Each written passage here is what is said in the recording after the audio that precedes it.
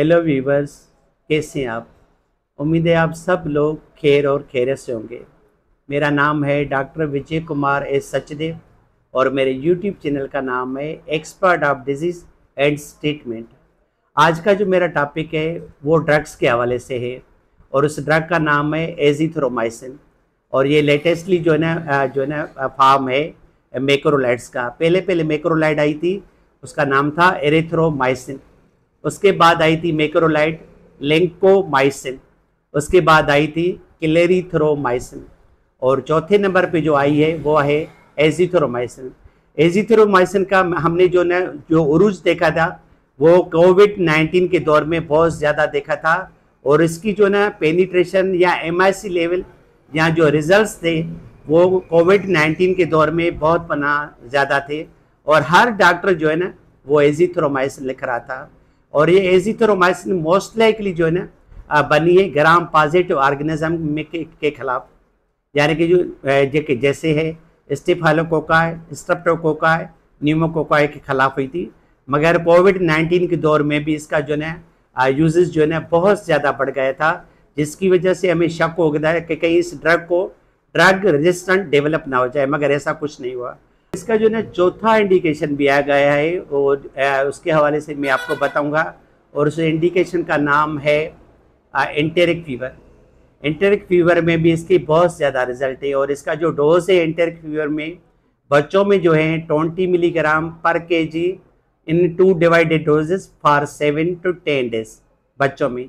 अगर बड़ों में केस आ जाता है एंटेरिक फीवर का तो कम से कम जो डोजेज बड़ों में है वो है पहले दिन पे जो है ना 500 मिलीग्राम बीडी, उसके बाद 1 टेबलेट ओडी 500 मिलीग्राम की फॉर 7 to 10 डेज के लिए देनी है एंटेरिक फीवर में। और जो अदर इंडिकेशंस है उसमें आपने बच्चों में जो डोज देना है वो देना है 10 मिलीग्राम पर KG per day for 5 to 7 days. और वैसे बुक्स में जो लिखा हुआ है वो लिखा हुआ है ओनली 3 डेज, यानी कि जब ये पहली मरतबा जो है ना एजोमैक्स या एजिथ्रोमाइसिन लॉन्च हुई थी तो इसका जो डोज था बच्चों में वो था 10 मिलीग्राम पर KG per day for 3 days. मगर नाउ डेज जो है ना डॉक्टर इसको जो है ना 3 to 5 डेज के लिए यूज़ करते हैं। और बड़ों में जो है इसका डोज है वो है फिक्स है 500 milligram OD dose for 3 to 5 days for 3 to 5 days, ये बड़ों में था। और इसके जो है ना अदर जो है ना इंडिकेशंस वो कौन से हैं, आप इसको जो है ना स्किन एंड सॉफ्ट टिश्यूज में भी यूज़ करवा सकते हैं। एक्यूट सप्यूरेटिव ओटाइटिस मीडिया में भी आप दे सकते हैं। प्यूरिलेंट कंजक्टिवाइटिस में भी आप इसको दे सकते हैं। एक्यूट साइनोसाइटिस उसमें भी आप दे सकते हैं। और अगर आपके पेशेंट जो है ना रेस्पिरेटरी ट्रैक्ट इन्फेक्शन है, खासतौर पे अपर आर्टिया में टॉन्सिलाइटिस, फेरेंजाइटिस, उसमें भी आप इसको दे सकते हैं। गिंगीवाइटिस उसमें भी इसका बेस्ट रिजल्ट है। और skin and soft tissues infection उसमें भी इसका जो है ना बेहतरीन रिजल्ट है। एंटेरिक फीवर में तो मैंने आपको पहले ही बता दिया था, इसका जो है ना रिजल्ट बहुत ही अच्छा है।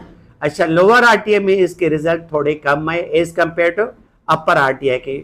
उसके बाद हम आ जाते हैं पेल्विक इन्फ्लामेटरी डिजीज, यानी कि यूटेराइन कोई भी इन्फेक्शन है तो उसमें भी इसके रिजल्ट जो है ना बहुत खासे अच्छे हैं।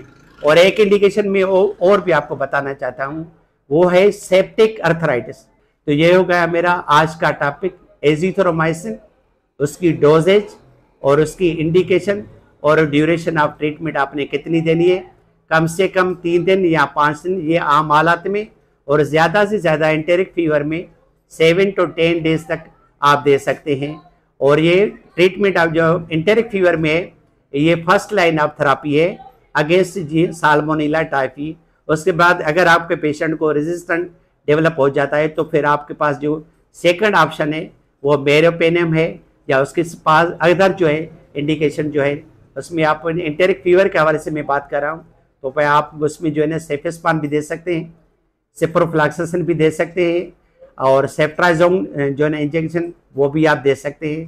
तो ये हो गया मेरा आज का topic azithromycin. Thanks for watching my video. God bless you.